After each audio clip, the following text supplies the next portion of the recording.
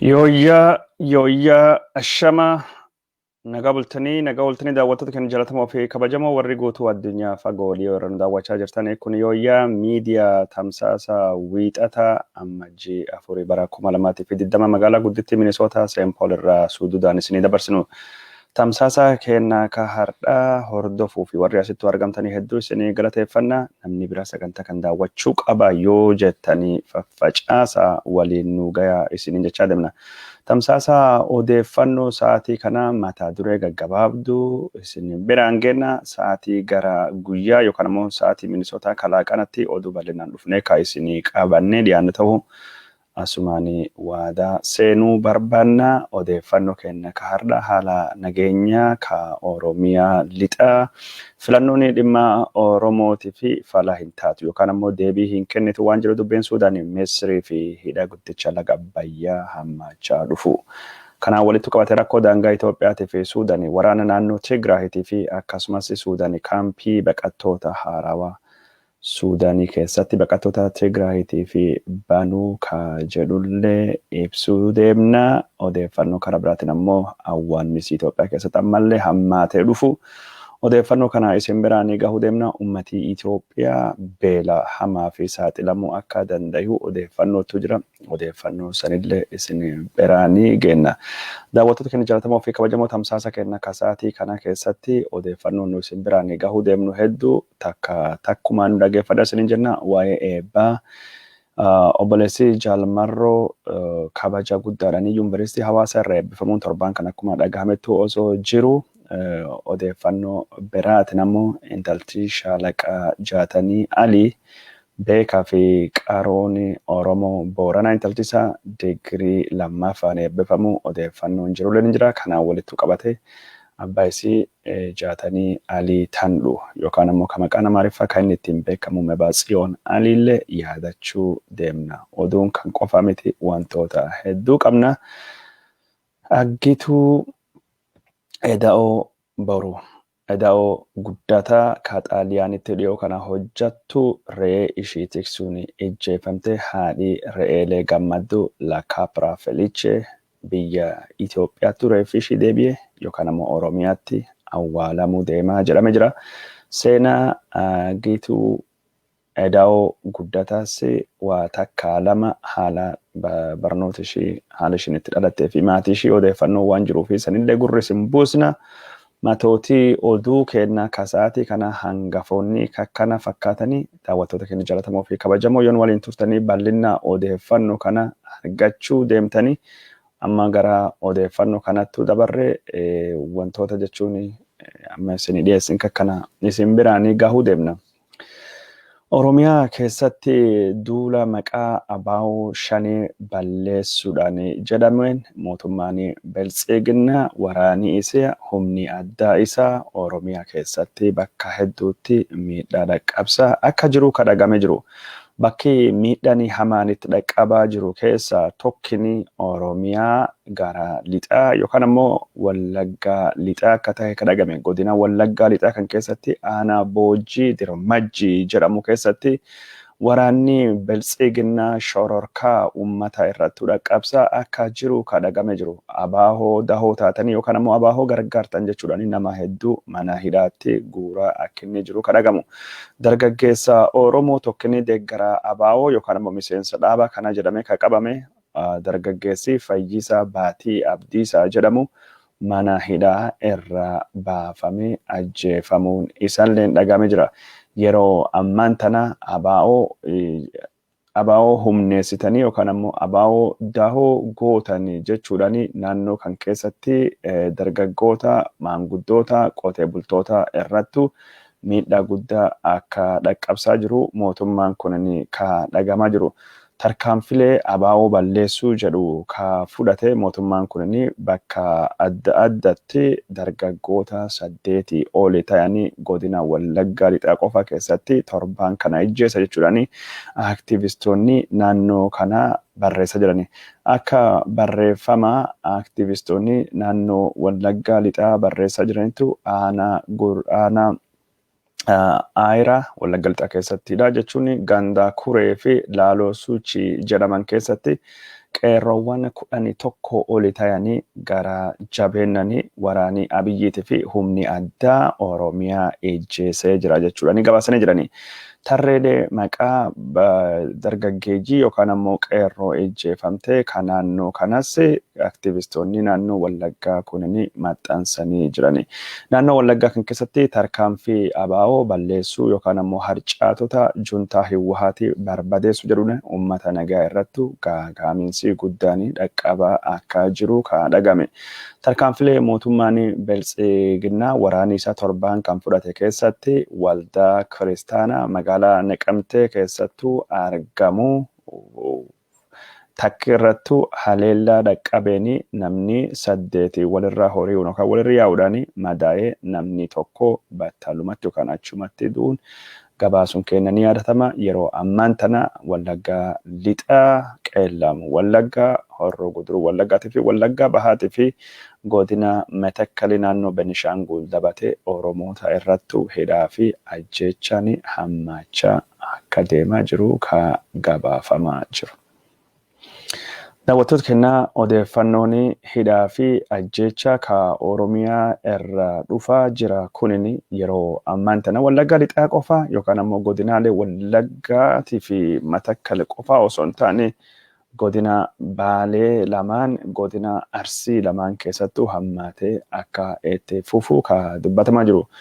Ijoolleen Shaashamannee godina Arsii Lixaatti hidhamte haga ammaa haalii nu itti hidhamne akka malee hamaa fi mana murtiitti dhiyaate dhimmi keenya xiyyeeffannaa argate yookaan ammoo mirgi wabii nu eegamaa hin jiru jechuudhaan gabaasuun kenna yaatama. Ijoolleen kunniin yeroo ammaan tana qabiyyee warra akka malee hamaa waan taateef dhukkuba koronaa vaayirasiif illee saaxilamaa akka jiranii kan gabaafamaa jiru. Odeeffannoo Oromiyaa keessatti yeroo ammaan tana hidhaanii hammachaa jiru kanattu Biltsiginnaan liigii dargaggeessaa Biltsiginnaa Oromiyaa ijaarre jechaa akka deemaa jiranii kan dubbatamaa jiru. Waldaaleen liigii dargaggootaa jedhaman kan ijaaraman kan irratti hidhaa fi ajjeechaa Oromiyaa keessatti babal'achaa jiru. Ijoolleen dargaggootaa kun yoo gaafatani mootummaan yeroo ammaan tana yeroo misoomaa fi guddina biyyaa saffisiistan malee gaafii humna badii humna Oromiyaa diiguu dhiyeessanii ajandaa warra hafarsuu hin qabdanii akka jedhamaa jiranii kan dhagamaa jiru. Dargaggoonni leenji'aa jiran kunniin waan sabboonummaa Oromoo jedha yookaan ammoo kan Oromiyaa fi Itoophiyaa tasgabbii dhowwaa irraa fagaadha ilaalcha Itoophiyummaa giddu galeessa godhate hammadha. Itoophiyaa fudhachuudhaan abbaa biyyummaa Oromoon Itoophiyaa irratti qabdu mirkaneessa jechuudhaan akka barsiifamaa jiru kan dubbatame. Gaafileen Oromoo afaan federaalii godhu abbaa biyyummaa Oromoon Finfinnee irratti qabdu mirkaneessuu fi daangaan Oromoo beekamu kan jedhu gaafileen akkasii kunniin gaafii dhiphoonni Oromoo yookaan ammoo warri sabboontota ofiin jedhu dhiyeessu jechuudhaan akkasittuu deebinii kennameefii jira. Karaa biraatiin ammoo warri maqaa Oromootiin hidhame jedhamanii mana hidhaa jiranii warra jijjiiramii kun akka lafa hin qabanne godhame jechuudhaan barnootii akka kenname kan dubbatamaa jiru. Gaafii maxxantoonni yookaan ammoo gaafii sabboontonni dhiyeessan jedhame fakkeenyaa fi abbaa biyyummaa Finfinnee hojiirra hin oolchine kan godhe nama ammaan tana warra ammaan tana mana hidhaa jiran jechuudhaan Jawaar Mohammad Faati OPDO'n karoora qabdu hojiirra oolchuu fi gufuu akka itti tahe warra jechuun juntaa wayyaanee wajjin ta'uudhaan aangootti dhufuu fi carraaqee jechuudhaan akkasittuu Biltsiginnaan warra mana hidhaa jirullee himachaa akka jirtu kan dhagame jiru. Haa ta'uuti malee mariilee liigii dargaggoota Oromiyaa dhaabuu jedhame kan godinaalee Oromiyaa adda addaa keessatti godhame keessatti qeerroon Oromoo gaafilee ciccima gaafachaa akka turanii kan beekame. Karaa biraatiin ammoo naannoo Amaaraa keessalleetu leenjiin liigii dargaggoota Biltsiginnaa Amaaraa hundeessuu gaggeeffame ture. Liigiin Amaaraa qeerroo Amaaraa kanaa fi leenjii kennaa jiran Itoophiyaa foolii Amaaraa qabdu ijaaruu fi dargaggeessi Amaaraa akka kahuu qabu onnachiisaa turani. Dargaggeessi Amaaraa yeroo ammaan tana qabsoo aarsaa hadhaawaa kaffaleeni lafa Amaaraa ka Tigireen irra fudhatte Walqaayit Xigadee fi Raayyaa deeffatee lafa biraa ka Suudaaniin irratti wal dhabaa jiru deeffachuuf yookaan argachuuf qabsaawaa akka jiru ka dubbatame. Qabsooni dargaggeessa Amaaraa Itoophiyaa bilisoomsee Amaaraa olaantummaa isaa durittuu ol deebisee ka jedhani leenjistoonni kun yeroo ammaan tana adeemsa biltsiginnaa ka ida'amuutiin gaafileen Amaaraa deebii waan argattuu fi dargaggeessi Amaaraa gurmaahee gaafileen Amaaraa akka deebituu fi ajjeechanii Amaarota kan naannolee adda keessa akka dhaabattuu fi Amaarii Itoophiyaa keessatti bakka siyaasaa isaa maluu fi bakka seenan isaa kenne akka deebi'ee gonfatu olaantummaa Itoophiyaa ka Amaarummaa durii irratti hundooftee akka deebisuu fi dargaggoonni Amaaraa akka hidhatee kahuu ka leenjifamaa ture.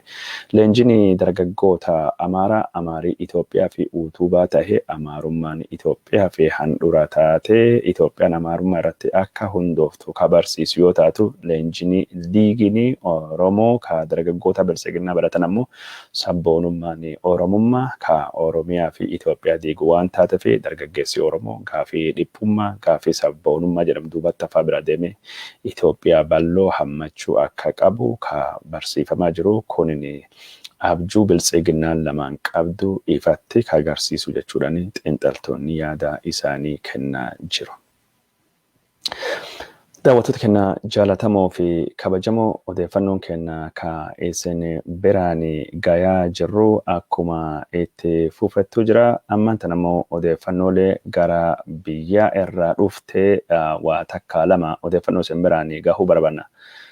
Obboleessi Jaal Marro yookaan ammoo Kumsaa Dirribaa Lammeessaa maqaan isaa kan inni ittiin beekamu ka qabsoo Jaal Marro jedhama. Obboleessi isaa xiqqaanii Leencoo Dirribaa Lammeessaa Kumsaa Lammeessaa jedhama. Yuunivarsiitii Hawaasaa irraa kabaja olaanaadhaan eebbifamu madaaliyaa warqee argachuu gabaasne turre. Amma immoo odeeffannuma yuunivarsiitii irraa eebbifamu takka lama ka jirtu gurra isin buusna. Gootaa hayyuu beekaa dippiloomatii beekamaa nama Oromoo Booranaa ka ta'e Jaatanii Alii Tandhu shaalaqa Jaatanii Alii Tandhu yookaan immoo ajaja kuma Alii Tandhu maqaan yeroo bara Haile Sillaasee fi Dargiin ittiin beekamu Mabaatsiyoon Alii jedhama. Mabaatsiyoon Alii bulchaanii godina Booranaa ka ture namni waraanaa Booran keessattuu akka malee jaalatamaa intalti isaa Hawwii jedhamti. Hawwii Jaatanii Alii Tandhuuti. Hawwii Jaatanii Alii Tandhuu digrii lammaffaa isheetiin maastarsiin eebbifamuun qeerroo Booranaa akka malee akka gammachiisettuu jira. Jaatanii Alii kunini nama seenaa akkamii qabaa jettanii namni gaafachuu barbaaddanii Jaatanii Aliin nama waraana Haile Sillaasee keessattuu leenjii Dargii keessatti bakka guddaa qabate seenaa Oromoo Booranaatii fi Gujii keessatti nama waan guddaa godhuudhaan beekamu. Jaatanii Alii Tandhuu mootummaa Mallas Zeenaawwitiin bara 1992 Naayiroobii keessattuu ejjeefame. Godina Booranaa kan ammaan tana jedhamu yeroo sanitti ammoo Liiban Awuraajaa Sidaamo Kifla Hageer bara Haile Sillaasettu bakka jedhamtu. Jaatanii Alii Tandhuu bara 1941 aanaa Dirree ganda Meelbana jedhamu keessattuu akka dhalate dubbatama. Warra bitamee mootummaan Mallas Zeenaawwitti erganii adoolessa 2 bara 1992 magaalaa keenya gudditti Naayiroobii keessattuu ejjeefame. Mabaatsiyoon Alii ka maqaan dhaloota isaa shaalaqa Jaatanii Alii jedhamee beekamu warra Booranaa ka waraana Dargii keessa turanii ka uummataa fi qorqortii qabanii ka uummata barsiisee uummata jechuun humneessee uummatii akka ofii jijjiiru warra godhee yeroo sanitti warra Dargii nama nyaata keessa nama haqaanii nama bulchi jechuudhaan akkasittuu faarfama. Tokkocha gumii keessa magaalaa Ilaqeerramsaa jechuudhaan Gujii fi Booranallee keessatti maqaa guddaadhaan akka inni faarfamu ka dubbatamaa jiru. Jaatanii Alii Taandhuu siidanii yaadannoon isaa magaalaa gudditti godina Booranaa Yaaballoo keessattuu dhaabbateefii jira. Jaataniin Booranaa humneessuu fi Oromoo Gujii humneessuu fi akka isaan uf jijjiiranii waan hedduu godhaa ture. Yeroo barnoota barsiisaa jirutti laftii teessanii lafee teessanii lafa teessan jabeeffadha jechuudhanii ummatii akka lafisaa hin gurgurre ummatii lafisaa akka horsiisee yookaan qotatee irra nyaatu barsiisaa ture. Ijoollee keessanii barsiifadha barnooti ifa addunyaati jechuudhaan akka baadiyaa warri jiraatu magaalattuu galanii ijoollee isaanii barsiifatanii baadiyaa bayaa magaalattuu galaa mana jaarradhaa maallaqa keessanii baankii yookaan ammoo bakka herregii baankii jiru kaayyadhaa jechuudhanii mana diratti yookaan ammoo magaalattuu jaarradhaa ijoollee barsiifadhaa afaan biyyallee jechuu yeroo sun afaan Amaaraati afaan hojiiti afaan sunillee baradha jechuudhanii nama akkasittu jechuun Booranaa jajjabeessaa onnachiisaa ture Shaalaqaa Jaatanii Alii Taandhuu. Jaatanii Alii Taandhuu kitaabii seenaa isaa irrattu ka afaan Ingilishilleen barreeffamettu jira. Seenaa guddaa nama godina Booranaa keessattuu qabu siidan isaa ammaan tana magaalaa gudditti godina Booranaa Yaaballoo keessattuu dhaabbatee fi jira intala isattu Hawwii Jaatanii Alii Taandhuu kanattu yeroo ammaan tana barnoota digirii lammaffaa argachuudhaan eebbifamte kun jechuun warra Booranaatii fi Oromoo akka malee gammachiisee jira. Jaatanii Alii Taandhuu yeroo jiru jaartii fuudhee daa'ima argachuun isaa yookaan horachuun isaa hin beekamu. Intalli kun jechuun eegee inni deemeen dubatti nama biraarra inni godhachuun isaa ka baratame jechuudhaan maddeen garii kan dhimma Jaatanii Alii Taandhuu beekanii dubbachaa jiru. Daawwattoota keenya jaallatamoo fi kabajamoo warra jechuun gammachuun itti dhagahamettu bakka gammaddanii jechuu barbaanna.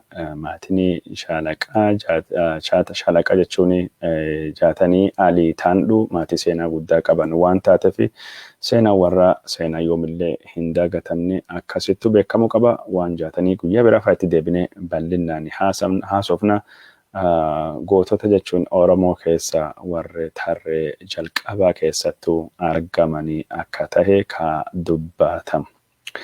Odeeffannoon keenya ka isin biraan gayaa jirru akkuma itti fuufettuu jira. Odeeffannoo biraatiin ammoo dhiyoo kana Xaaliyaanii keessattuu kan ijjeefamte intaltii Oromoo ka horsiisaa re'eetiin beekamtii guddaa argatte haati re'eelee gammaddu yookaan afaan xaaliyaaniitiin ammoo la capra felice kataate agituu edaa'oo guddata reeffi ishii biyyattuu galee awwaalamuu fi akka jiru kadhagama jiru. Agituu edaa'oo guddata Xaaliyaanittu akka baqattuu dhufte re'ee horsiisuudhaan nama baqattoonni Xaaliyaan keessattuu dhageettii akka argatanii gumaachi baqattoonni jechuun Awurooppaa godhan akka beekamu nama godhe nama gaarreen Xaaliyaanii lubbuu itti horee nama jechuun Xaaliyaanii keessatti baqattoota mataa ol qabachiisa jechuudhaan duutii ishii miidiyaalee addunyaa adda addaatiin faarfamaa akka jiru ka dubbatamte. Duutii ishii osoo hin taane isheenanis miidiyaa addunyaa adda addaatiin faarfamaa akka jiru du'ii yookaan ammoo haali ishiin ittiin ijjeefamte akka jechuun nama hedduu gaddisee ka dubbatamu. Ammaan tanattu namni ishii ijjeese tiksee isii akka tahe amanee jira. Burrisaadhaan mataa keessa dhahee ijjeese odeeffannoo jettutti ammaan tan facamaa jira. Garuu abbaan alangaa mootummaa Xaaliyaanii dhimma kana kan caala qorachuu akka barbaadu ka dubbatame jiru.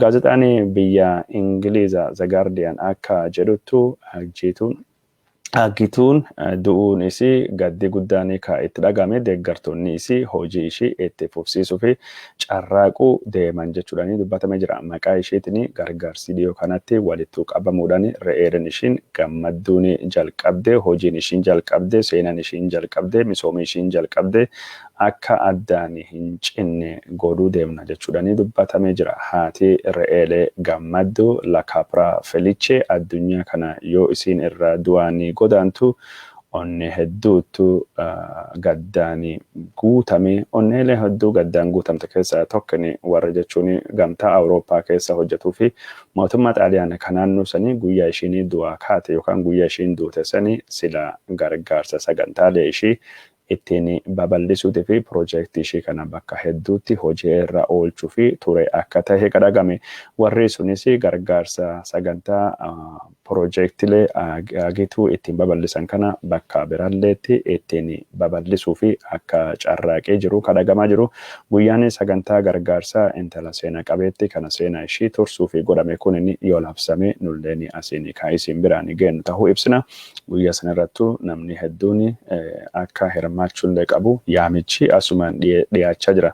Eegi seenaa agituu daawoo boruu hagasitti dubbisne duubattu agituun kunini eenyudha akkamittu dhalattee odeeffannoo jedhu isin biraan waan ammaan tana miidiyaa hawaasummaa gubbaatti jiru takka lama haa dubbannu. Agituun kunini Itoophiyaa qarqara Finfinneetti horsiisa re'eetiin horsiisa horiitiin otoo bobbaatu lafti warra maaster pilaan irraa fudhatamtee biyya Xaaliyaanii bara 2010 galtee achiin dubattu beekamtu taatee re'ee horsiifatte re'ee 180 ol horattee bara 2018 miidiyaaleen addunyaa kan akka Deutsche Welle kan akka Reuters seenaa ishii haasa'uudhaani fakkeenya milkii baqattoota Awurooppaa seenanii jechuudhaani akkasitti dhiyaachaa turte. Garuu suniin duratti wanni jiru ka agituu daa'oo guddataa hin beekamu ture amma odeeffannoo jiruuni agituun intala Finfinnee maatii sabboontota Oromoo irra dhalatte akka taate ka dubbatamaa jiru warri ishii gara biyya Arsii irra godaananii Finfinneettu akka dhufanii ka dubbatamaa jiru.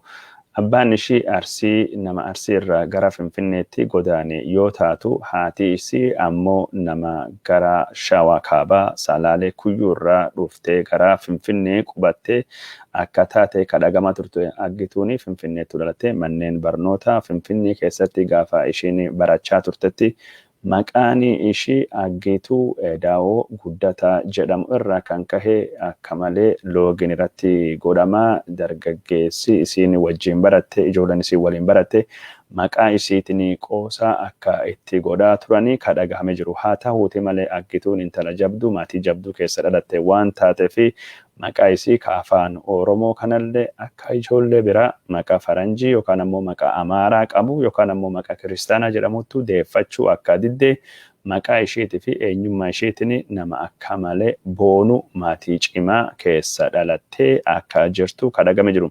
Maqaa kiyyaanii abbaan fedhe qoosuu dandaya garuu maqaa kiyyaawwan na jijjiirachiisuu hin jiru jechuudhaani maqaan ishii mallattoo eenyummaa ishii mallattoo seenaa ishii mallattoo jechuun ishii boonsa malee ka ishii hin qaaneffachiifne akka tahe dubbachaa turte ka jedhame agituuni Finfinnee keessatti yeroo barachaa turte sanittu dhimma Oromoo mata duree gootee akka dubbachaa jirtu kadhagame. Wayita Xaaliyaanittu baqattee turtellee mootummaa Ihaadigii kasaamicha lafaa godhee land grab yookaan ammoo Oromoo akkaataa inni ittiin buqqisaa jiru lafaa badhaatuu fi misaa Oromiyaa ka horii horsiiste aanan dhuganii foon nyaatan irra imaammata mootummaatii fi akka buqqaate ka dubbatte. Biyya Xaaliyaan illeettu gaafa dhufte nama mataa qaqqabatu akka hin taane agituun ka agarsiifte jedhamee dubbatamaa ture. Anine biyya kiyya biyya kabajamtu biyya jiitu biyya misaa irra rooroo fonqolcha sirna jechuun buqqisa lafaa ka kolonii wal fakkaatutti na baase malee anini intala gootaa intala sanyii Xaaliyaanii Finfinnee miti yookaan Oromiyaa miti Xaaliyaanii keessatti dhufne gootummaan kirkirsine ani intala Abdiisaa Aagaa jechuudhaani warra Xaaliyaanii biyyiti kun biyya keeti miti asii bahi jechaanii turanii faashistoota fi deebii akka kennaa turte ka dubbatamaa jiru. Ani intala Abdiisaa Aagaa Xaaliyaanii keessatti warra gootummaa kenna mirkaneesse Itoophiyaallee keessatti warra gootummaa guddaa qabu har'a jechuun yeroo tunuun tahini biyya kenna badhaatuu fi misaa horii kenna irraa nu gussanii asittu baqattu taane jechuudhaani agituun akka dubbachaa turte ka dubbatamaa turte. Akkituuni ka abbaa Arsiitii fi haadha jechuun Tuulamaa irra dhalatte jedhamtu kunini reeffi ishii Finfinneetti akka awwaalamu deemu odeeffannoon ammaan tan bahaa jirtu ka miidiyaa hawaasummaa akka mirkaneessu. Agituun guyyaa ishiin Finfinneetti galtu sila odoo Oromoon biyya qabattee kabajaadhaan nama awwaalame guyyaan kabaja itti godhame awwaali isii sila awwaala jechuun gootaa fi maluu fi simanna gootaa fi maluu godhamu mootummaan kana godhuu fi kana gochuu baachuu wanni beennu hin jiru garuu Oromoon Finfinneetti argamtu dhukkubni koronaa vaayirasii kun jiraachuulleen akkuma jiru hin tahe of eeggannoo guddaa godhachuudhaan gootitti hayyuu jabduu Oromoo ka dippiloomatii Oromoo taatee rakkoo Oromoo sadarkaa addunyaatti beeksiftee baqattoota addunyaatti fi gurra gootee Agituun edaa'oo boruutii fi akka simannaan cimaa fi awwaalii geggeessanii guddaan godhamu asumaan abdachaa bakkaa fi guyyaa reeffi ishii Finfinneetti galee awwaalamu odeeffannoon biraan yoo gahe ka isin biraan gahuu deemnu tahuu asumaan isinitti barbaanna haadhi re'eelee gammadduu yookaan ammoo la capra felice jedhamti afaan xaaliyaanitiin addunyaa kana odoo hojii gaariin jijjiiraa sagantaa hojii ishii gargaarsa mootummaa xaaliyaaniitii fi gamtaa Awurooppaatiin babal'isuu fi carraaqaa jirtu hojjattuu isheetiin muddee 28 bara 2020 ijjeefamte sila odoo guyyaa tokko yookaan lama qofa oolte waggaa 43 kabajtii turte ammoo waggaa 42tti addunyaa kana bifa ajaa'ibsiisan eegi jijjiirtan duubattuu harka namatti duutee addunyaa kanarra akka godaantee ka beekamu. Daawwattoota keenya jaalatamoo fi kabajamoo odeeffannoo jira isin biraan gaggayuun kennine akkuma itti fuufettu jira mee ammammoo odeeffannoo gaggabaabduu wantoota deemaa jiranii ka gaafa Afrikaa takka lama isin biraan gahuu haa deemnuti. Odeeffannoon jalqaba waraanii Eertiraa Tigraahii keessatti bobba'u warri naannoo Tigraahii bulchuu amanu warrattu dhagame jira. Mootummaan Abiy Ahmed waraanii Eertiraa gara Tigraahiitti bobba'u odeeffannoon jedhu kijiba jechuudhaan kanaan dura dubbate ture. Ajajni kaabaa yeroo warra Tigraahiitiin haleelamu Tigraahii nu hammattee huccuu nu gootee nyaata nu gootee eegumsa barbaachisaa nu gootee waraan kenna jechuun gara Itoophiyaatti akka deebi'ee juntaa wayyaanee haleelu nu gargaarte malee gara Itoophiyaatti hin dhufne jedhee dubbachuun isa dhagame jira. Yeroo biraattuu ammoo lafa daangalee Itoophiyaa fi Tigraahii daangalee Itoophiyaa fi Eertiraa irratti wal dhabanii keessattuu naga eegsisuu irratti waraanii Eertiraa bobba'ee jira jedhamee dubbatamuun ni yaadatama. Amma immoo aangawoonni naannoo Tigraahii akka jechaa jiranitti warri Eertiraa waraanii isaanii gara Tigraahiitti bobba'ee jira. Waraan kana ammaan tan Tigraahii keessaa baasuu fi carraaqaa akka jiranii ka dubbatamaa jiru. Daawwattoota keenya jaalatamoo fi kabajamoo odeeffannoo jechuun takka lama ka isin biraan gayaa jirru gaggabaabduu ittuma fufnee jirra. Awwaannisi yeroo ammaan tanaa deebi'ee dhalachaa miidhaa hamaa dhaqqabsaa jira jechuudhaan dubbatamaa jira. Awwaannisi kanaan dura karaa kaabaa irraa gara kibbaa faffaca'ee ammaan kana yeroon wala hormaata haalii qilleensaa kibbirratti waan toluuf gara kibbaa irraa gara kaabaa babal'achaa jira jedhamee dubbatame jira. Awwaannisi kunin yeroo ammaan tana naannoo Somaalii, Itoophiyaa fi akkasumas godinaalee Oromiyaa 6 irratti miidhaa dhaqqabsaa akka inni jiru kadhagame jiru. Godinaaleen awwaannisi miidhaa irratti dhaqqabsaa jiru keessaa godina Booranaa, godina Gujii lamaaniitii fi godina Baalee lamaaniitii fi godina Arsii keessattuu akka ta'e kadhagama jiru. Mootummaan yeroo ammaan tana awwaannisa kana to'achuu fi gargaarsi inni godhaa jiru gahaa miti jechuudhaan dubbatamaa jira. Daawwattoota keenya jaalatamoo fi kabajamoo naannoo Beenishaangulii ammallee tasgabbiin akka hin argamne ka dubbatamaa jiru. Uummanni naannoo kan keessa buqqa'ee baqatee 100,000 oli akka ta'e ka shallagamu. Haa ta'uuti malee gargaarsi namoomaa jedhamu ka mootummaan Itoophiyaa dhiyeessaa jiru warra dhalattoota Amaaraa qofa irratti xiyyeeffate. Waraan kanaan adda durummaadhaan warri miidhame buqqa'ee uummati gumuuzii gargaarsa argachaa akka hin jirre ka dubbatamaa jiru. Aktivistoonni naannoo Beenishaangul akka jedhamutti mootummaan haleellaa fudhachuudhaan uummata gumuzii miidhuu qofa osoo hin taane yeroo ammaan kana ijoolleen daa'immaaniitii fi dubartoonni ulfaa ka buqqa'anii ka gumuzii gargaarsi nyaatatii fi akkasumas meeshaaleen ittisa dhukkuba koronaa vaayirasii ka baqattoota saba Amaaraatii fi qoodamu gumuzii fi takkalleen kennamaa hin jiru jechuudhani yeroo ammaan tana mootummaan Itoophiyaa dhiyeessii gargaarsa namoomaa irraalleet loogii akkinni godhaa jiru ka dubbatamaa jiru. Karaa biraatiin ammoo Beenishaangul gumuzii keessatti Biltsiginnaa gumuziitii fi Biltsiginnaa Beenishaangul jidduutu akka jechuun mariin aangoo qoodachuu godhamaa jiru kadhagamaa jiru. Bifa aangoo qoodachuu jedhamu kanaan yoo godini Metakkali gara Amaaraattu hin deebine taanani Beenishaangul gumuzii keessattuu Amaarii bakka isaa malu ka aangoo qabachuu akka inni qabu ka dubbataa jiru. Ummati Amaaraa Beenishaangul gumuzii keessatti sabni guddaan Amaaraa waan ta'eef Amaarattuu aangoottuu isaa mala jechuudhaani falmii gos kana dhiyeessaa jiraachuun isattuu dhagama jira. Karaa biraatiin ammoo lafti Metakkali Amaaraa irraa fudhatamtee Amaaraa fi deebi'uu fi qabaa jechuudhaani falmii jirullee akka karaa biraatiin dhiyeessaa turani. Wayita Amaarii yeroo ammaan tana Beenishaangul gumuzii keessatti akka Biltsiginnaatii fi akka Abiinitti gurmaahee aangoo gurguddaa fi falmachaa jiru kanatti Oromoon 3,100 oli ta'anii godina Beenishaangul gumuzii keessa godina Metakkali ka Beenishaangul gumuzii keessattuu hidhamuun dhagahame jira. Warra hidhaman keessa Abbaani Gadaa Metakkali akka argamu ka dhagahamaa jiru. Mee odeeffannoo seenaa irra duubattuu deebine waan uummata Beenishaangul gumuzii kana waan jira takka lama isinitti himnuti. Ummati Beenishaangul gumuzii naannoo kana qubata kunni walumaa galatti ummata Yeedaar Hagar jechuudhaani beekamu. Bara Minilik irraa kaafame Minilikiin duralleetti ummati Amaaraa lafa weeraree garboota fi adamoo garboota fi oolfatu ta'utti dubbatame jira. Haati Minilikiitii fi warri Minilikii faatii cuftinu booji'amtoota garboota ka argamanii Minilik inninu jechuun mataan isaa yoo dubbatamu warri gari Oromoollee jedhu akka odeeffannoon gari dubbachaa jirtutti lafa Shaanqillaa jedhamu yeroo sanittu Shaanqillaa jedhama.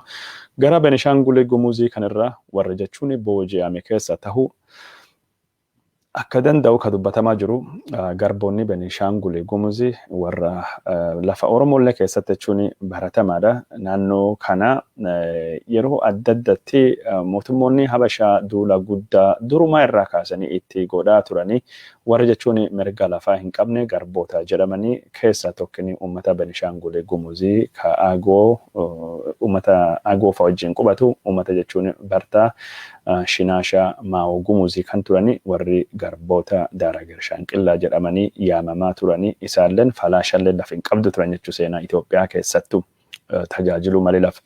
Warri kunini yeroo takkatti uummata akka malee guddaa akka ture ka dubbatamaa jiru. Yeroo ammaan tanatti uummati kunini lakkoofsi warra akka malee xiqqaa tahe maal jennaani nagada garbaatini lakkoofsi warra akka malee akka gabbu'e ka dubbatame. Itoophiyaan waggaa 40-30 durattu gaafa turtee jedhame. Itoophiyaan uummati Beenishaangul barreeffama dhiyoo kana jechuun takka ka Yaaspeer Tasfaayee waabeffatee gaafii fi deebii sagantaa Afarsaataa jedhamu. Falmii sagantaa Afarsaataa jedhamu ka Itiyootuubii irratti dhiyaatee Dr. Laapheesoo Delleboo waabeffachuudhaan ka dhiyeesse. Ummati kunini ummata Itoophiyaa harka 30 turanii jedhe dubbata. Yeroo ammaan tana ummati kunini ummata Itoophiyaa harka tokko gati dhibbantaa keessa Beenishaangul gumuziin kunin eessa deemte jedhe gaafate jira. Sababni Beenishaangul gumuziin baddee fi barbadoofteef ummati Beenishaangul gumuzii Habashaadhaanii akka garbichattu akka gurgurame ka dubbatamaa jiru. Yeroo nagada garbaa haga bara 1940 takka jechuun sirna nagada garbaa Xaaliyaan labsii baastee balleessitu 38-41 yeroo lam labsii baastee Xaaliyaan Itoophiyaan sirna nagada garbichaatiin beekamti. Gaafa League of Nations seenu Haile Sillaaseen nagada garbaa balleessu akka inni jate seenatti dubbatamaa ture. Seenani san jechuun Yaaspeedilleen kalee kaasee ture. Anis kitaabki keessatti barreessee jira. garboota warri goone hojii barsiisuu fi kasaaraa warra to'achuun warri qaroomsuun Itoophiyaa irratti fidde haalli nuti kaffalannu hojii garbichaa yookaan ammoo nagada garbaatiin jedhee akka inni dubbatee kan yeroo sanitti dhagahame. Ummati Benishangulii kan ammaantan lakkoofsan xiqqaa jedhamu kun ummata akka malee guddaa akka ture kan dubbatamaa ture haa ta'uti malee Itoophiyaan nagada garbaatiin akka sanyii isaanii lafirraa fixxe kan dubbatamaa jiru. Ummata sanyiin isaa lafirraa dhumatee yookaan ammoo ammaantan maqaan qofti afeef keessatti Goojjam keessa ummata jiru ummata Gaafati jedhamu. Ummati Gaafati akkuma ummata Shinaashaa kan ammaantan irra guddinni isaa Amaaraa tahee naannoo Benishangul Gumuz godina Matakkaleetii fi Goojjam keessatti akka ta'e jiraatu. Ummati Gaafati ummata kanallee caalaa ummata guddaa ture. Gaafatiin kun inni nagada garbaatiin gurguramee dhumate. Nagada garbaatiin gurguramee dhumate afaanii Gaafatillee badee seenaa warrallee badee har'i jechuun Gaafati ummati jedhamu kun inni akka jechuun sheekoo tokkottu afaan badee jedhamee dhiyaata. Maqaan lafisanii Gaafata Awuraajjaa jedhama. Aanaa gaafa Awuraajjaa yookaan ammoo Koonyaa Gaafati jedhamee Goojjam keessatti maqaa warrattu hafee sanyii warra barbadaa'ee jira.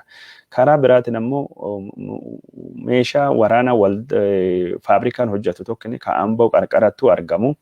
Kan Mangistuu Hayilemaariyaam maqaa Gaafati jedhee itti moggaase meeshaa suni maqaa ummata suni jechuudha. Ummati suni har'a hin jiru. Ummati Amaarii balleessa jechuudha akkuma ummata Shinaashaa balleesse. Ummati kun Gaafati ummata Shinaashaatiin wal fakkaatu ummata naannoo kan qubatu kana gadi garbaa Amaaraa balleesse ta'uu isaaniitu himama. Isaan qofa osoo hin taane ummati Waayixoo yookaan Waataa jedhamu kan naannoo Amaaraa yeroo durii qubatu ummati guddaan yeroo ammaan tana guutuma guutuu akka barbadaa'e kan dubbatamu jira. Ummati Waayixoo yookaan ummati Waataa kun ummata Adamoodhaan jiraatu. Ummata naannoo Amaaraa keessatti akkuma jechuun ummata Fogoraa jedhamu. Dhageettanii beektanii horii Fogoraa kan jedhaman durii gaafa kitaaba herrega kitaaba saayinsii hawaasa barattanii loon Itoophiyaa keessa jiran loon Booranaa, loon Fogoraa, loon Karrayyuu, loon Horroo Guduruu. Fogoraan sun ummata guddaa ture yeroo ammaan tana nagada garbaatiin ummata dhumate ture. Kan ammoo ummati guddaan Goojjam keessa Gondar keessa qubatu ummata Beejaa ummata jedhamutu ture. Gondar maqaan ishii kan dure Beeja Midir yookaan Bega Midir ummata Beejattu qubata Amaaraan duratti. Ummati sunis har'a jechuun garbe tahee gurgurame kan Amaaraa tahee addunyaa kan gubbaa seenaa ta'anii hafanii jiranii Beejaan gadafanii har'a Suudanii gara Kasala jechuun Gadariif bulchiinsa Gadariif yookaan ammoo gara Port Suudaan qofa jiran malee akkasittuu sabni Amaaraa warra balleesse jira. Amaarii jechuun seenaa gos kana qabanii Benishangul Gumuzii ummata durii akka malee guddaa ture. Ka har'a jechuun ummata Itoophiyaa dhibbantaa harka tokko gaditti deebi'anii durii seenaa keessatti ummata Itoophiyaa harka guddaa akka turanii ka dubbatamaa jiru. Daawwattoota keenya jaalatamoo fi kabajamoo Amaarii naannoo Benishangul Gumuzii ka godina Matakkaleetii fi godina Asoosaa dhufe kun garamii dhufee jiru waan jedhu odeessaa haasawaa turre. Warri kun jechuun beela wallootiin duubatti yookaan ammoo beela Itoophiyaa akka bara 1984 dirqi jedhamu bara sun dhufanii achi qubsiifamanii warra achittu qubatee achittu barate keessa yeroo ammaan tana warra Benishangul ummati Gumuzii simatee nama godhee jiraachise keessa namni tokkini itti aanaa muummicha ministeera Itoophiyaa ka ammaan tana duula warra irratti bansiise Dammaqee Mokkonnin Haassanii inni nuyyuu warra jechuun maatiin isaa waraana beela walloo irra hafee achitti dhufee guddate. Nama kanattu yeroo ammaan tana duula Amaaraa hidhachiisuu fi ummata Benishangul Gumuzii kana balleessu irratti jechuun bobba'aa jira. Yeroo biraa settlementi ka jedhamu kan ammoo safara ka jedhamu yeroo san qobsumi Amaarii dhufee achitti godhe miidhaa akkamii akka inni qabaataa jiruu fi seenaan nagada garbaa akkam ummata Benishangul Gumuzii miidhee ka isinii dhiyeessinu ta'a. Namicha dhiyoo Abiyyi wajjin marii godhe ka hidhamsuni argitanii sabsibe Nitsaatsee jedhamu san Amaarii maal barbaadaa jechuun naannoo keenya keessattuu jechuun Benishangulitu nu duubatti hambisee jedhanii haga garbichi guranii nu gurguratanii garbummaa horii maallaqaadhaan nu gurguratanii garuu Itoophiyaa warra guddattee fi jirti. Itoophiyaan Amaaraa jijjiiramtee jirti. Ammaan tanallee bilchiginaan Amaaraa waan inni barbaadu nagada garbaa deebisuu barbaada jedhee dubbatee ture. Namni kun Benishangul Gumuz yeroo ammaan tana Amaarii jechuun dhageettii qaburraa kan ka'e Matakkal nuu deebi'uu qabdi yookaan ammoo Benishangul Gumuz bulchuu qabna ka jedhuudhaani dhiibbaa guddaa godhaa akka jiranii kadhagamee jiru daawwattoota keenya jaallatamoo fi kabajamoo odeeffannoon isin biraan gaggayaa jirru akkuma itti fuufettuu jira mariin dhimma hidhaa guddicha laga Abbayyaa irratti Itoophiyaa fi Suudanii fi Misriin waliin goote fashalooftee jirti. Mariin kun sababni fashalaahee fi yaada hayyoonni Afrikaa ka gamtaan Afrikaa hundeessee dokumentii marii fi barbaachisu yookaan ammoo gargaaru jedhamu Itoophiyaa fi Suudanii yaada gaarii jedhanii yoo waan kana laaluu fi carraa kennanii fi mootummaan Misrii guutumaa guututti fudhatama dhabsiisee jira. Mariin sadaasa 27 irraa Suudanii waan keessa baatee fi addaan dhaabbatee kalee ammajjii 3 bara 2021 ka itti fuufee yoo ta'u mariin sunini walii galtee malee akka bittinnaahee ka dubbatamaa jiru. Haa ta'uuti malee biyyoonni sadeen kunini marii kana itti fuufuu fi walii galuu warra maddeen oduu Suudanii gabaasanii jiranii haaluma sunini mariin kunini bor irra ka'anii deebi'anii torbaan tokkoo fi dhimma hidha guddicha laga Abbayyaa irratti biyyoonni sadan kunini wal mari'achuu akka deemanii ka gabaafamee jiru. Odeeffannoo karaa biraatiin ammoo Suudanii fi Itoophiyaan ammallee walittu gaarreeffachuu akka hin dhiisne ka dubbatamaa jiru. Mootummaan Itoophiyaa Suudanii lafa qabattee yoo hatattamaan gadhiistee hin baane taananii tarkaanfii fudhachuu akka deemu ka dubbatee jiru. Suudanii waraanii ishee haleellaa Itoophiyaa irraa dhufuu danda'u hundayyuu ofirra ittisuu fi qophii akka jiru ka dubbatamaa jiru. Yeroo ammaan tana waraanii Suudanii gara daangaa Itoophiyaa dhufaa akka jiruu fi meeshaaleen gurguddaan achitti akka fe'amaa jiruu fi waraanii mootummaa Misrii jeettotaa fi waraanii lafa olleen Suudanii yeroo Itoophiyaan weeraramte gargaaruu fi achi gara Suudaniitti imaluutu gabaafamaa jira. Haa ta'uuti malee maddeen oduu Suudanii kan mootummaa walitti hidhatan yookaan maddeen mootummaa Misrii kan irratti waan jedhamu hin qabu. Mootummaan Itoophiyaa odeeffannoo gosa kanaa quba qabna garuu wanni mirkaneeffanne hin jiru jechuudhaani ministeerri haajaa alaa Itoophiyaa dubbii himaan isaa ambaasaadder Diinaa Muftii dubbachuun isaa gabaafamee jira. Karaa biraatiin ammoo baqattoonni Itoophiyaa irraa gara Suudanii dhufanii dabalaa jiraachuutu dhagame jira. Baqattoonni kunniin yeroo ammaan tana lakkoofsi isaanii 62,000 oli darbee akka jiru ka dhagame jiru. Baqattoonni Suudanii keessa seenan kunniin yeroo ammaan tana dhukkuba koronaa vaayirasiitii fi waan saaxilamanii fi Suudanii kaampii baqattoota haarawaa bantee jirti. Kaampiin baqattoota haarawni kutaa bulchiinsa Suudanii bahaa Al-Gadarii fi keessattuu bahaan kunniin Al-Tendeeba akka jedhamu ka dhagame jiru. Kaampini haarawni baname kunniin baqattoota Tigraahii ka Suudanii jiranii kaampii raquba jiran irra garasittuu haga tahee godaansisuu fi faffaca'iinsa dhukkuba koronaa vaayirasii akka to'atamuu fi ka gargaaru jedhame jira. Baqattoonni Tigraahii ka kaampii kana keessa jiranii guyyaatti baqattoota 1,000 kaampii dullachaa ka raquba irra gara kaampii Al-Tendeeba geeffamaa jedhamee yaadamullee dhukkubni koronaa vaayirasii sodaachisa waan ta'eef guyyaatti nama 500 qofa gara kaampii kana geessuu fi akka barbaadame ka dubbatame jiru. Kaampini Al-Tendeeba jedhamu kunniin haga nama 30,000 qabachuu akka dandayu ka dubbatame jiru. Kaampini raquba kunniin nama 25,000 qabachuu ka danda'u yoo jedhamu taate yeroo ammaan tana lakkoofsa qabachuu danda'u oli akka malee namni keessattuu qubachaa akka jiru ka dhagamaa jiru.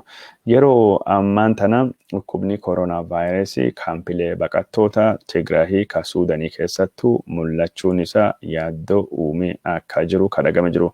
Karaa biraatiin ammoo baqattoonni Suudanii seenanii ka mootummaan Suudanii fi dhaabbileen gargaarsa galmeessanii haga ammaan tana 61,816 yoo ta'anii kaampii Hamdaayeti ka magaalaa Kasalaa qarqarattuu argamu namni 28,172 akka jiru ka dhagahame yoo ta'e kaampii Ashaabaa jedhamu keessatti namni 14,429 akka argamanii mootummaan Suudaanii ka addeesse. Mootummaan Suudaanii kaampileen addaan faffacaafamanii kunniin dhukkuba koronaa vaayirasii to'achuu fi akka gargaaru ka dubbatame.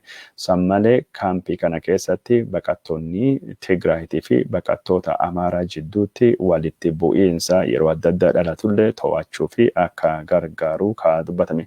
Torbaanii darbe keessatti baqattoota Tigraayitii fi Amaaraa jidduutti walitti bu'iinsa dhalateen miidhaan guddaan dhaqqabu maddeen oduu Suudaanii gabaasuu isaanii isin biraan gahuun kenna ni yaadata. Daawwattoota keenya jaalatamoo fi kabajamoo odeeffannoon keenya ka isin biraan baasaa jirru akkuma itti fufettu jira. Odeeffannoo kana ammallee jechuun yoo dhagahuu barbaaddanii karaa yuutuubiitiin maamila nu godhadha. Feesbuukii kennan ammoo nu hordofaa jechuu barbaanna. Odeeffannoon masaajida Al-Najaashii ammallee hin qulqulloofne. Masaajidi Al-Najaashii miidhamuu isaa munaaraa isaatii fi keessi isarratti miidhaan dhaqqabuun miidiyaa hawaasummaa irratti haga naannahuu jalqabe guyyaa 3-4 gahee jira. Mootummaan Itoophiyaa hagamma waliin dubbateen jiru. Walitti qabanii paartii falmitoota Itoophiyaa obbo Muusaa Aadamii dhalataanii naannoo Affarii yeroo ammaan tana masaajida kan irratti miidhaa dhaqqabe eenyutu dhaqqabse akkamiin dhaqqabe ka jedhu mootummaan Itoophiyaa daddafee qoratee nu beeksisuu dirqama qaba jechuudhaani karaa miidiyaa hawaasummaa irratti barreessa jira. Mootummaan Itoophiyaa hambaalee uummataa Itoophiyaatii fi hambaa uummataa addunyaa eegumsa godhuu qaba ka jedhe barreeffamii isaa kunini mootummaan qoratee warra kana waan miidhaa kan dhaqqabse uummataa ibsu qofa osoo hin taane qormaatii walabaa tahee geggeeffamuu akka qabullee dubbatee jira. Yeroo qormaatii kun godhamutti mootummaan deebisee masaajida kana haala ittiin ijaaruu danda'u irratti karoora qabatamaadhaan baasee gara hojiitti geeddaruu akka qabu ka dubbate. Yeroo ammaan tana naannoo Tigraay keessatti musliimoonni masaajida ijaarrachuu waan hin dandeenye fi magaala akka Aksumii ka masaajidi keessattuu ijaaramuun dhowwamillee keessatti musliimoonni bakka awwaalatii fi salaata akka argatanii mootummaan haala ammaan tan jiru qabatama irratti hundaa'ee akka tarkaanfii fudhachuu qabullee dubbatamee jira. Daawwattoota keenya jaalatamoo fi kabajamoo odeeffannoon keenya jechuun ka isin biraan gayaa jirru isin biraan gahuun keenya akkuma itti fufettu jira.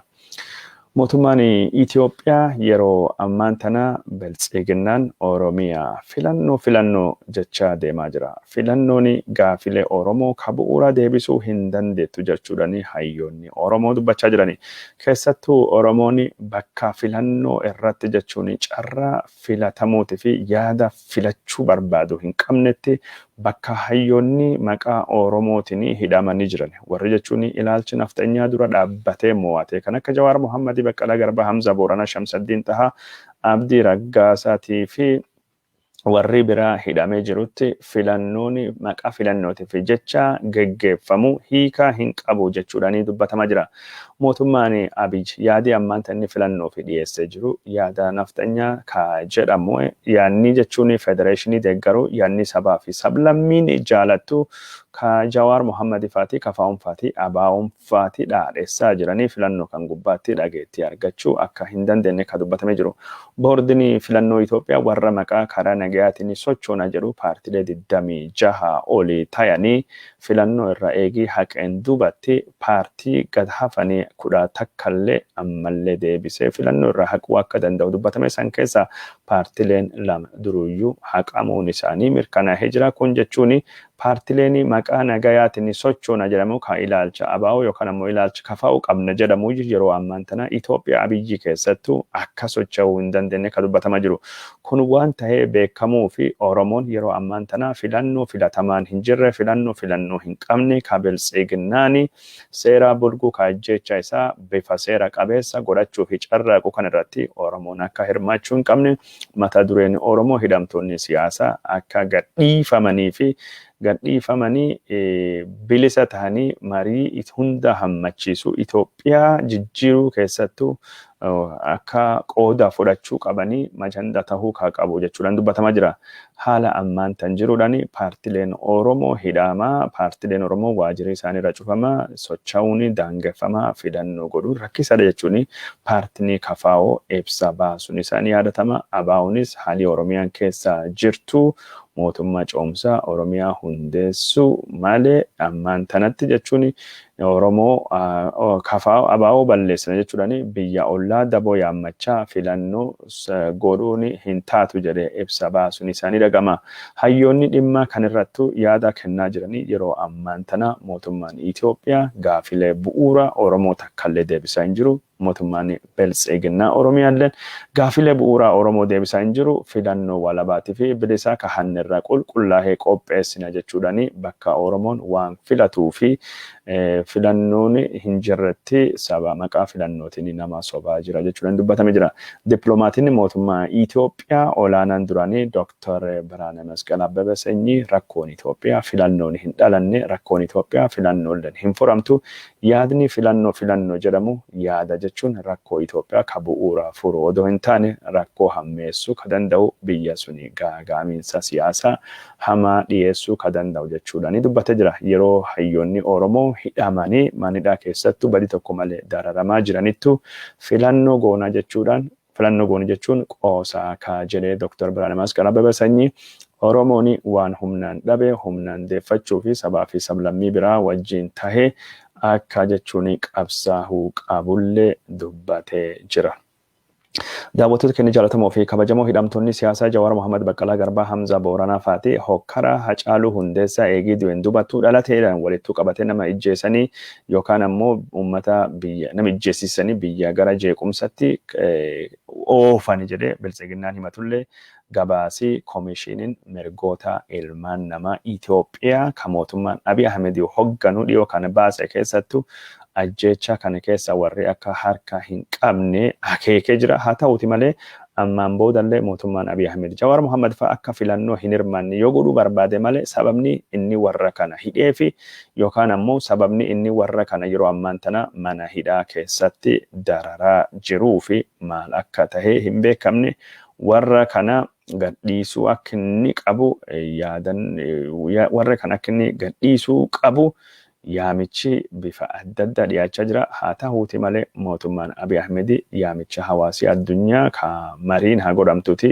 Ajjechanii Hacaaluu Hundeessaa qaama walabaatii fi bilisaatiin haa qoratamu jiru haga ammaan tana gurra irraa cufate akka inni jiru ka dhagahamaa jiru.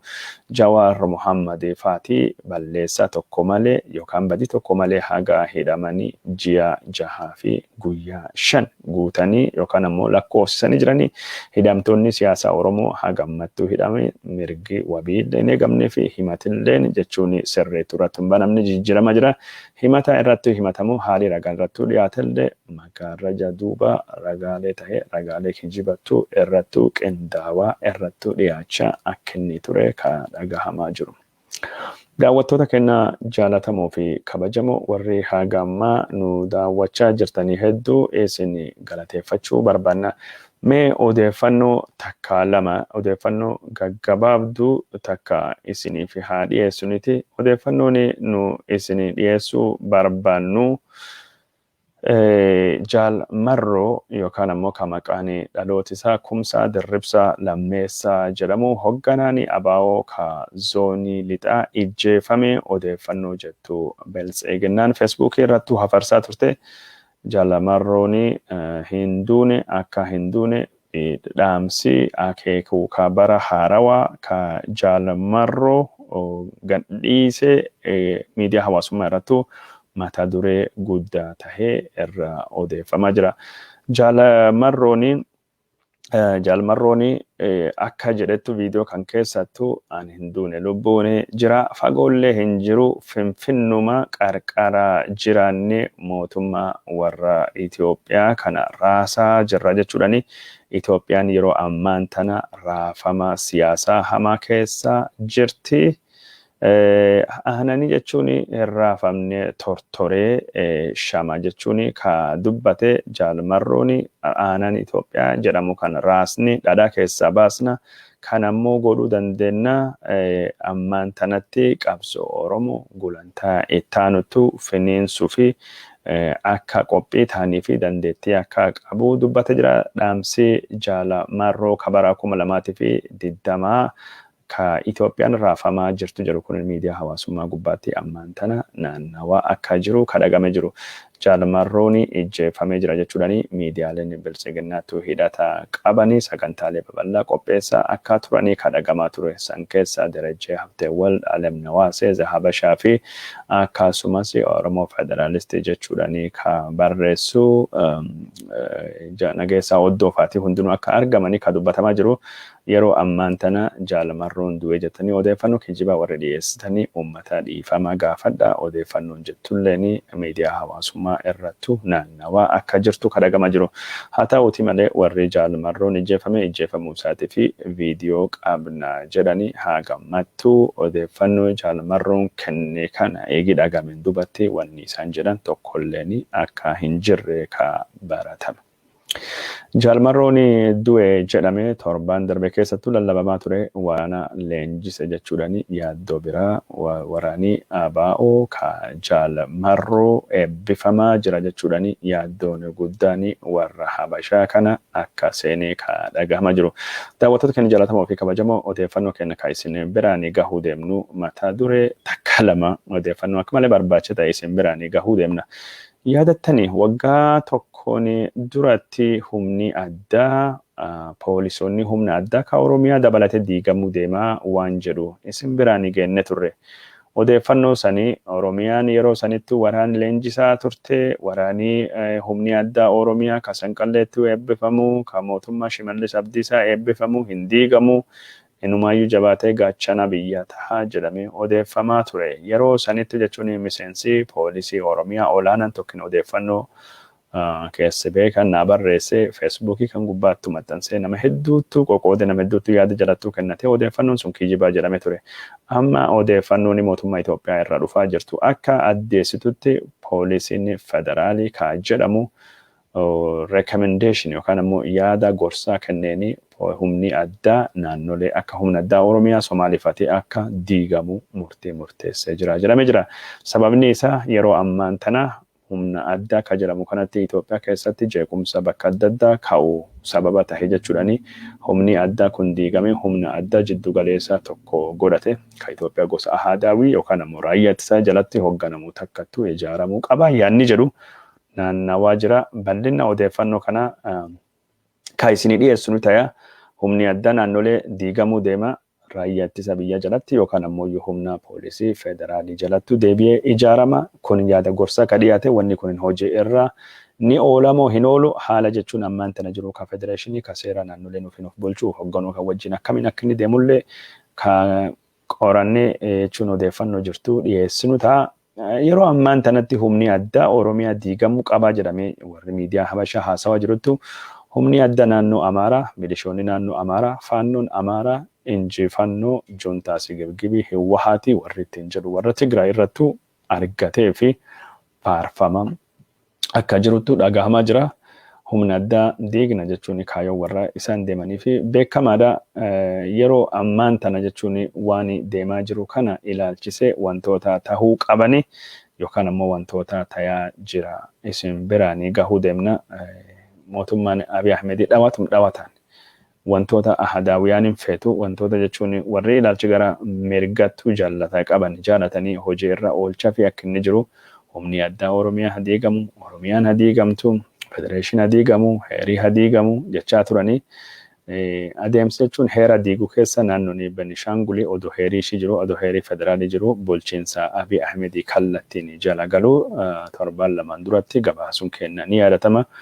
Command postiin mootummaan federaalitii fi naannoo beekamtii hin kenneef Oromiyaa keessattuu bakka adda addaatti labsamee hojiirra jiraachuus wantoonni qabataman federeeshinii ammantan jirtu diiguu hojiirra oolu isin biraan gahuun kenna ni yaadatama. Daawwattoota keenya jaallatamoo fi kabajamoo odeeffannoon keenya ka isin biraan gahuu barbaanne kaname odeeffannoo dhumaa tokkini torban kana footoon tokkini ka Dr. Obsa Hassanii embaasii qoonsilaa Itoophiyaa kan Minisoota keessatti walgahii irratti argame jedhamu eegi qoonsilaan Itoophiyaa karaa feesbuukiitiidhaan walgahii qoonsilaa irratti warra argame jedhee maqaa isaaniif suuraa isaanii baasan duubatti falmii guddaa miidiyaa hawaasummaa irratti uumtee jirti. Footoon kunin marii dhimma koronaa vaayirasii irratti mari'atamuu fakkaata. Mata dureen qoonsilaa Itoophiyaa kan Minisootaa kunin footoon kunin falmii kaasee jira. Ethiopian consulate in Minnesota yoo jettan ilaaltan. Consulate Minnesota.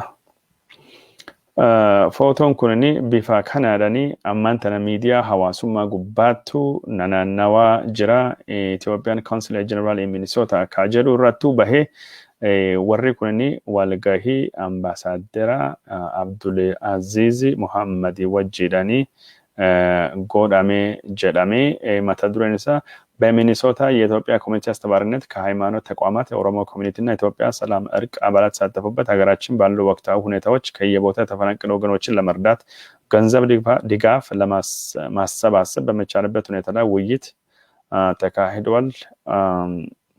ዋን ጀረቹን ሐዋሲ ኢትዮጵያ ኮሚኒቲ ኢትዮጵያ ከኦሮሞ ቲፊ dhimma jechuun uummata Itoophiyaa kan ammaan tana buqqa'ee miseensonni nagayaatii fi araaraa kan Itoophiyaa dhimma buqqa'insatii fi Itoophiyaa keessatti gaggeeffamaa jiru gargaarsa godhuu irrattu wal arganii ammallee mata dureen isaa Itoophiyaa COVID-19 fi gargaarsa namooma waan akkas jedhu mata duree kan irratti wal arganii jedhameeti kan inni maxxanfame. Obsa Hassan irratti duulii guddaanii mata duree kan irratti banamee jira. Akkamiin mootummaa Itoophiyaa wajjin hojjetta gantuu fakkeessitu maali wanni jedhuun hedduu deemaa jira.